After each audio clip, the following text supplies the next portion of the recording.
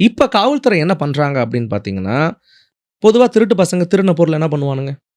விப்பாங்க எடுத்துட்டு. விப்பாங்க ம், இல்லையா? ம். சுத்தி இருக்கக்கூடிய மேட்டுப்பாளையம், அந்த வெள்ளிக்கிணறு அதுதானே ம். சம்பவம் நடந்த இடம் இருக்கு இல்லையா?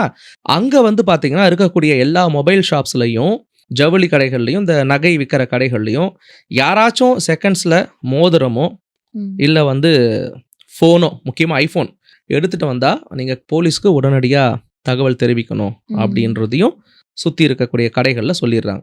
அடுத்த முக்கியமான விஷயம் போலீஸ் என்ன பண்ணுது அப்படின்னு பார்த்தீங்கன்னா, சிசிடிவி இல்லன்றத நான் வந்து ஏத்துக்க மாட்டேன் லக்ஷ்மி. ஏன் சொல்றேன்னா, அந்த இடம் வந்து ஒரு காடு மாதிரியான ஒரு இடம்.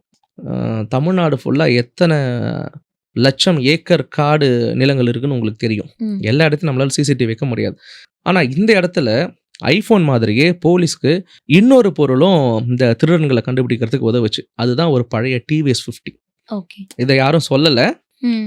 இதெல்லாம் இப்ப காவல்துறை நம்ம கிட்டனா என்கிட்ட கிடையாது. புரியுது. மீடியால வெளிவிட்டு இருக்க தகவல். என்னன்னா, கரெக்ட்டா இந்த சம்பவம் நடக்கிற 1 வாரத்துக்கு முன்னாடி ஒரு டிவிஎஸ் 50ய இவனுங்க திருடியிருக்கானுங்க.